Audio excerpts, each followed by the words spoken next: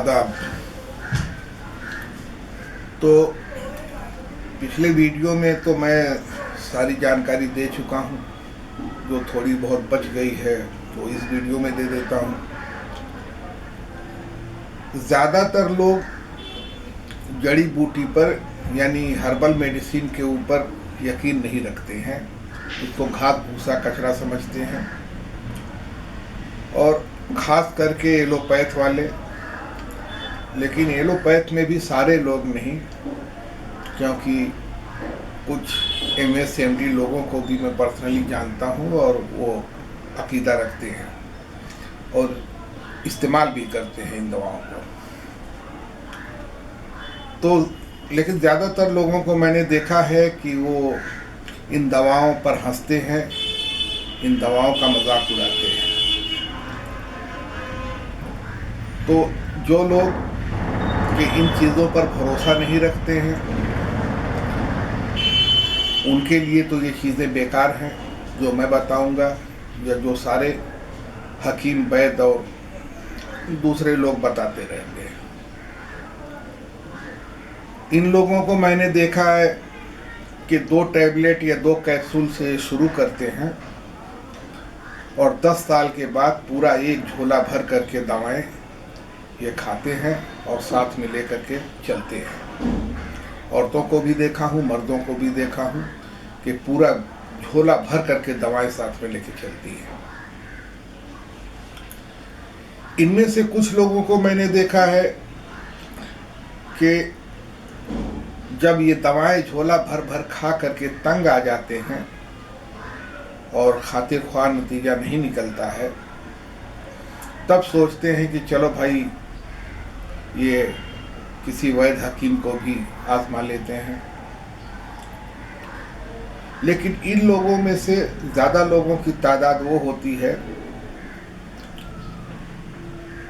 कि भाई इनकी दवा से भी 2-4 दिन में आराम हो जाए, लेकिन उनकी ये उम्मीद पूरी नहीं होती है तो फिर गाली देते हुए इसको छोड़ देते हैं। लेकिन ये नहीं सोचते हैं कि आपके बरसों का मर्ज कोई वैद्य या कोई हकीम 2-4 दिन या 10 दिन में कैसे ठीक कर देगा। और दूसरी प्रॉब्लम ये होती है कि इन लोगों को कोई भी साहिबे इल्म हकीम या कोई साहिबे इल्म वैद्य मिल नहीं पाता है। तो ये भी एक बड़ा मसला है, जो उसको समझे और तरीके से इलाज करे। एक और मसला मैंने जो देखा है वो ये है कि जो साहिबे इल्म हकीम या वैद्य हैं, उनके पास लंबी लंबी लाइनें लगी हुई हैं। वो एक मरीज को मुश्किल से 5 मिनट का वक्त दे पाते हैं। अब 5 मिनट में नाड़ी पकड़े और नाड़ी से अगर उनको पता चला कि एक हल्का इशारा मिल जाता है कि मर्ज आसाबी है या अजलाती है या सफरावी है, किस टाइप की नब्ज चल रही है, तो एक हल्का इशारा मिल जाता है और फिर वो आगे जानने की ज़रूरत महसूस नहीं करते हैं। न उनके पास इतना वक्त होता है कि वो मरीज़ को बताएं, समझाएं, उसके ग़िज़ा के बारे में तफसील से उसको आगाह करें और इलाज भी तदबीर से भी मरीज़ को आगाह करें। इतना वक्त नहीं होता है। वो 5 मिनट देते हैं, उसके अंदर जो उनसे हो पड़ा वो दवा, हाँ ये वो लिखे, पकड़ाए और चलता किए। एक ये भी बात होती है। और एक मरीज की तरफ से भी होता है कि उसके अंदर भी सब्र नाम की चीज़ नहीं होती है। वो एक बार दवा लाया, खाया, तो फिर दोबारा जाने की जहमत गवारा नहीं करता है। अरे नहीं यार, वो दवा लिया था, कोई फ़ायदा वायदा नहीं, किसी काम की नहीं है, खाया, 1 पैसे का फ़ायदा नहीं हुआ, सब ऐसे ही बेवकूफ़ बनाते हैं, पैसा लेते हैं और किसी से कुछ होता जाता नहीं है, किसी को कोई जानकारी है नहीं, वगैरह वगैरह। तो मरीज को नहीं फ़ायदा हुआ तो लान तान भी करता है, गाली भी देता है, छोड़ भी देता है, प्रॉब्लम आते हैं। तो गलती तो दोनों तरफ से है।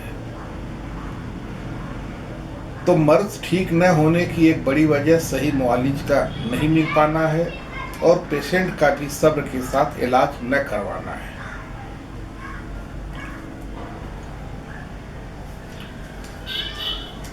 अब जैसा कि मैं पहले आपको बता चुका हूं कि शुगर के मर्ज की शुरुआत ही होती है जिगर से और वजह होती है पैनक्रियाज का काम न करना या उसमें खराबी आ जाना। तो इसमें दो चार बातें और बता देता हूं। उससे पहले ये बता देता हूं आप लोगों को कि हमेशा इलाज उसी से करवाएं जिस पर आपका एतमाद हो, भरोसा हो। जिस मुआलिज के ऊपर हकीम, वैद्य, डॉक्टर कोई भी हो, अगर उसके ऊपर आपका यकीन मतलब 10% भी ढुलमुल है तो हकीम अगर सोने का पुश्ता भी आपको पकड़ा दे तो फायदा नहीं करेगी। और जिसके ऊपर आपको भरोसा है अगर वो धूल उठा करके पुड़िया बांध करके दे दे तो भी आपको फायदा कर देगी। तो इलाज में नफ्सियात का भी बड़ा अमल दखल होता है। जिसके ऊपर आपका भरोसा नहीं, उसने बहुत अच्छी दवा दी है और दवा काम भी कर रही है, लेकिन चूंकि आपको भरोसा नहीं है तो आपको महसूस ही नहीं होगा। आपको लगेगा यार कुछ काम ही नहीं बन रहा है, कोई फायदा नहीं महसूस हो रहा है। तो हमेशा उसी से इलाज करवाइए जिसके ऊपर आपको भरोसा हो। भरोसा भी बहुत बड़ी चीज होती है। और सब्र के साथ इलाज करवाइए। कभी कभी होता है कि हकीम या डॉक्टर अपनी तशखीस करता है, उसमें हो जाती है गलती, मर्ज को नहीं पकड़ पाता है, लेकिन जब दोबारा मरीज जाता है और कहता है कि पिछली दवाओं से कोई फायदा नहीं हुआ है तो फिर वो तह तक पहुंचता है कि अगर इस दवाओं से नहीं फायदा हुआ तो मर्ज वो नहीं है जो मैंने तशखीस किया था, मर्ज ये है। तो फिर वो सही दवाएं देता है और मरीज ठीक हो जाता है। तो जैसे कि बता रहा था मैं जिगर के बारे में, तो जिगर यानी लीवर जो होता है ये सारे ग्लैंड्स का बादशाह होता है, राजा होता है। सारे ग्लैंड्स इसके मातहत ही काम करते हैं। तो जब जिगर में कमजोरी पैदा हो जाए या कोई खराबी पैदा हो जाए तो दूसरे ग्लैंड्स को भी इसका असर पहुंचता है, थोड़ा या ज़्यादा, लेकिन अफेक्ट होते हैं।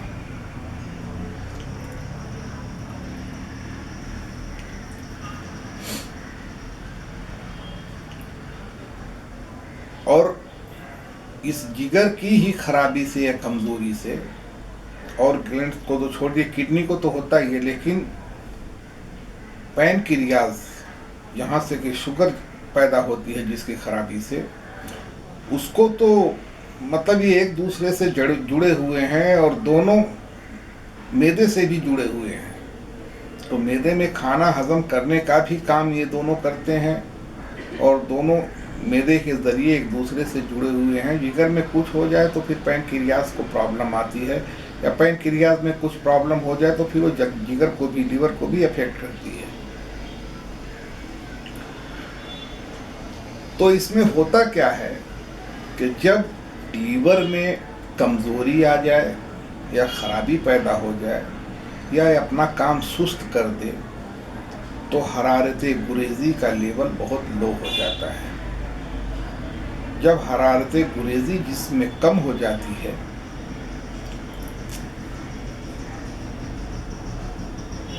तो फिर इस कमी की वजह से एक प्रॉब्लम पैदा होती है जिसको कहते हैं कतरा कतरा पेशाब आना।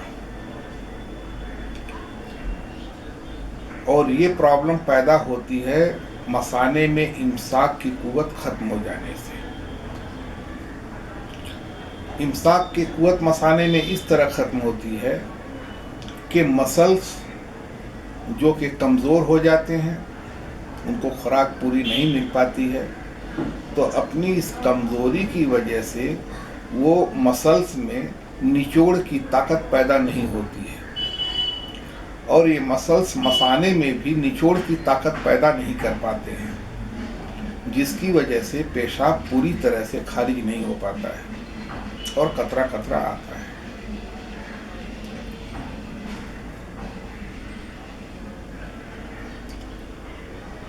दूसरी वजह जो होती है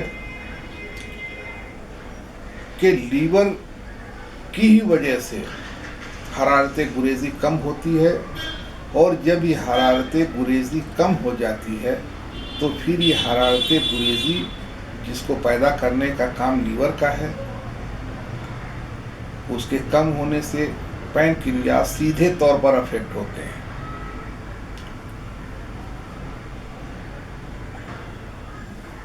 और पैनक्रियाज जब अफेक्ट होता है तो इसमें फिर वही कमज़ोरी और ख़राबी पैदा हो जाती है, जिसकी वजह से बाद में वो शुगर का मर्ज नमूदार होता है।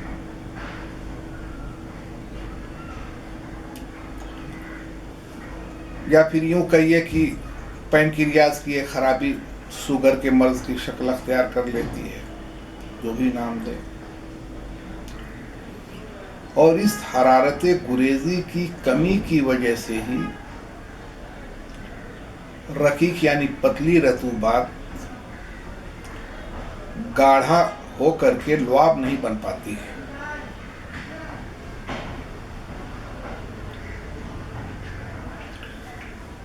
और ये लुआब ही जो कि जोड़ों की और जोड़ों के नसों यानी वो नसें जो जोड़ों के मूवमेंट में काम करती हैं, उनकी खुराक है।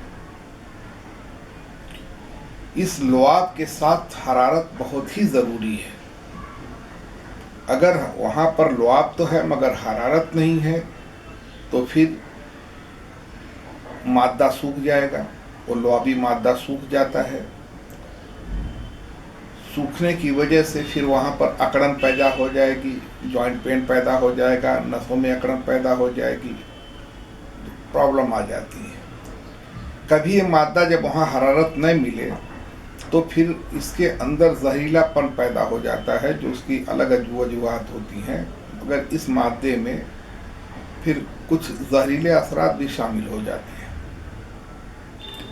जिसकी वजह से फिर सूजन पैदा हो जाएगी, उस जगह पर सोजिश पैदा हो जाएगी, दर्द होगा वगैरह वगैरह।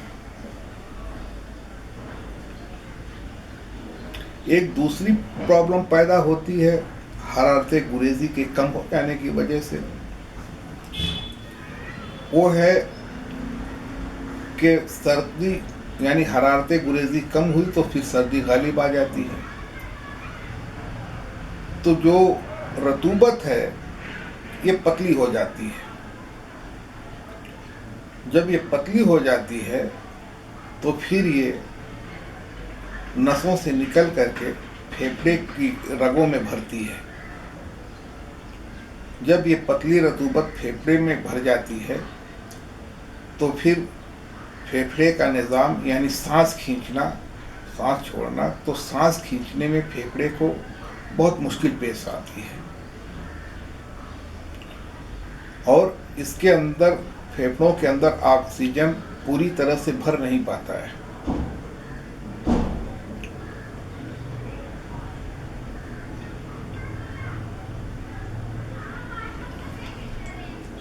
तो एक तो मैंने पहले बताया कि हरारत गुरेज़ी की वजह से जब लुआबी मादा नसों को और जॉइंट्स को नहीं मिल पाता है तो फिर उनमें दर्द पैदा हो जाना तो एक लाजिम बात है। दर्द पैदा हो जाएगा, नसों में तनाव पैदा हो जाएगा, नसों में खिंचाव पैदा हो जाएगा, वगैरह वगैरह मसले पैदा हो जाते हैं। तो जोड़ों का दर्द, नसों में खिंचाव तो एकदम होना ही होना है। इसकी असल वजह होती है हरारत गुरेज़ी का कम हो जाना, लेवल बहुत लो हो जाना। इसलिए मैंने पिछले वीडियो में भी कहा, इस वीडियो में भी यही बता रहा हूँ। दूसरे लोगों की राय मुख्तलिफ हो सकती है, लेकिन मेरी अपनी राय है कि सबसे ज़्यादा फोकस करना है वो करना है हरारत गुरेज़ी के ऊपर। जिस्म के अंदर हरारत पैदा करें और इस हरारत को कायम रखना चाहिए। बस इसकी जो लिमिट है उस लिमिट को ये क्रॉस न करने पाए। तो अब इसका इत्दाल कायम रखना ही बहुत ज़रूरी होता है, जो कि आम आदमी नहीं कर पाता है। हकीमों के बस की बात होती है, लेकिन आम आदमी भी चाहे तो कर सकता है, ये कोई इतनी बहुत बड़ी बात नहीं है। तो शुगर के इलाज में सबसे पहले जो काम करना है या करना चाहिए वो है हरारत गुरेज़ी को पैदा करना और उसको कायम रखना। एक और चीज़ आपको बता दूं कि मर्द शुगर का जब अपनी जवानी पर पहुंचता है तो छोटी मोटी दवाएं काम नहीं करती हैं, या जो दवाएं चल रही हैं टैबलेट कैप्सूल वगैरह ये सब काम नहीं करते हैं। तब देना पड़ता है इंसुलिन का इंजेक्शन। तो जब इंसुलिन दी जाती है तो जिस्म का पूरा निज़ाम डिस्टर्ब हो जाता है, इससे पूरा का पूरा निज़ाम डिस्टर्ब हो जाता है। मेजर ऑर्गन्स को बहुत ज़्यादा ही अफेक्ट करती है और उनकी जो अपनी ताकत होती है वो बहुत कमज़ोर हो जाती है। वाइटैलिटी एंड इम्यूनिटी का लेवल बहुत लो हो जाता है।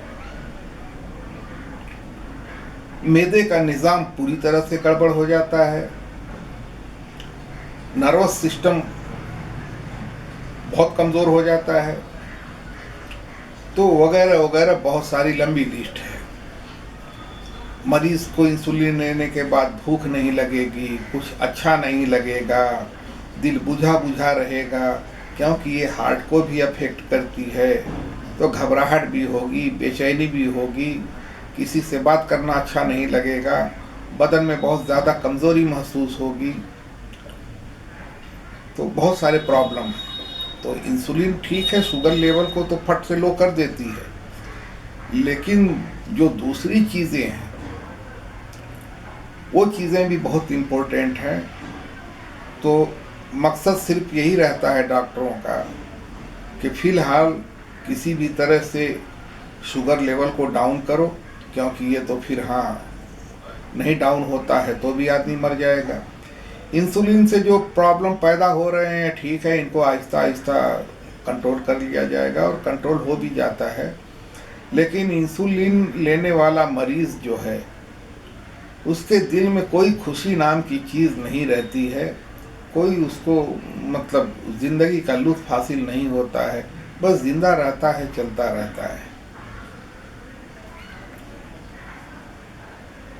तो शुगर लेवल को इतना भी आगे नहीं ले जाना चाहिए अपनी लापरवाही, अपनी करतूतों से कि इंसुलिन लेना पड़ जाए। तो शुगर का मरीज़ में चूँकि जिसमें उसके सुस्ती काहली भरी रहती है तो ज़्यादा इन बातों पे ध्यान नहीं देता है कि यहाँ जाओ, ये करो, वो करो, खाओ पियो, तो ज़्यादा देता नहीं है ध्यान।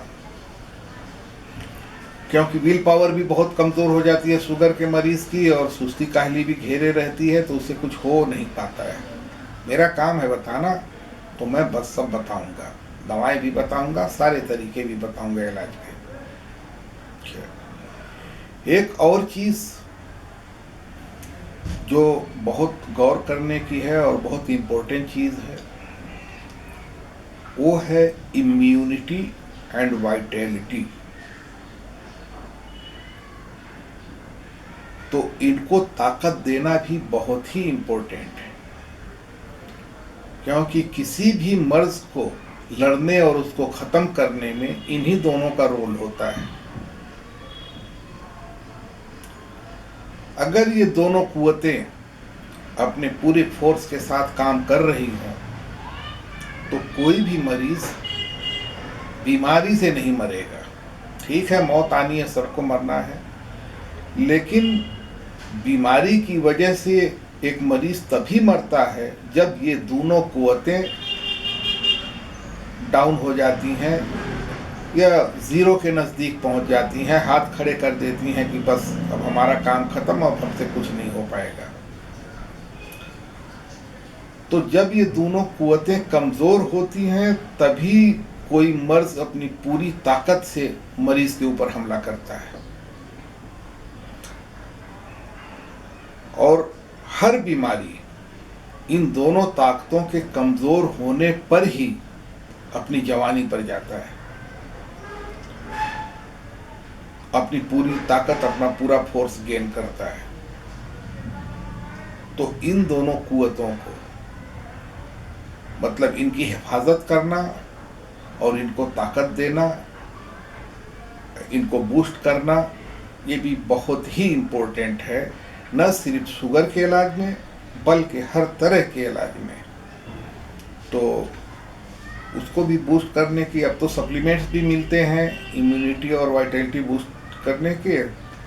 अगर किसी को इंटरेस्ट है कि वो मतलब जड़ी बूटी और यूनानी तरीके से या आयुर्वेद के तरीके से उसको बूस्ट करना चाहता है वाइटलिटी और इम्यूनिटी को, तो ठीक है, वो मैं बता दूंगा।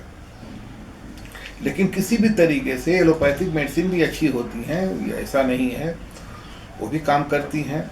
तो अगर किसी को आसानी से कोई भी एलोपैथिक सप्लीमेंट यानी इम्यूनिटी और वाइटलिटी को बूस्ट करने का अवेलेबल है उसके आसपास, तो उसको इस्तेमाल करें। अब आखिर में मैं आपको एक दवा बता देता हूं, तो जो कि अगर आप किसी का इलाज कर रहे हैं तो उस इलाज को जारी रखिए, चाहे वो इलाज एलोपैथिक हो